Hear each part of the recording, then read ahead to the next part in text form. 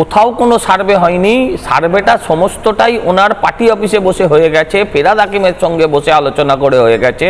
একদম সরাসরি অ্যাপিজমেন্ট পলিটিক্সের জন্যই এটা করা হয়েছে। হিন্দুদের জন্য রিজার্ভ যেটুকু ছিল 7%, তার মধ্যেও ঢুকিয়ে দেওয়া হয়েছে মুসলিম সম্প্রদায়ের মানুষকে। এবং শুধু তাই না, দেখুন, মুসলিম সম্প্রদায়কে এগিয়ে আনার লক্ষ্যে নয়, মুসলিমের ভোটটা সিকিওর করার লক্ষ্যে এটা করা হয়েছে। এই পাপটা কিন্তু একা মমতা ব্যানার্জি করেননি, পুরো পাপটা মমতা ব্যানার্জির ঘাড়ে আমিও চাপিয়ে দিতে চাই না।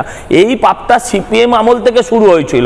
যারা ধর্মনিরপেক্ষতার কথা বলে শুধু গরু খায়, তারা আসলেই ধর্মনিরপেক্ষতার মোড়কে কোনো একটি বিশেষ ধর্মকে তোষণ করে। তাই তারা প্রথমেই 10% মুসলিমদের জন্য সংরক্ষিত করেছিল।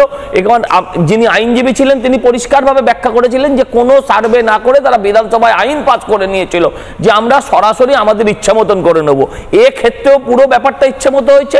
মুখ্যমন্ত্রী আজ অব্দি কটা সত্যি কথা বলেছেন আমার জানা নেই। একটি সত্যি বলেছিলেন যে আমরা সবাই চোর বলে শ্যামবাজার থেকে রাজাবাজার অব্দি মিছিল করেছিলেন, এছাড়া কোনো সত্যি কথা বলেননি। আজকেও বিধানসভায় যেটা বলেছেন সেটাও সর্বৈব মিথ্যে কথা।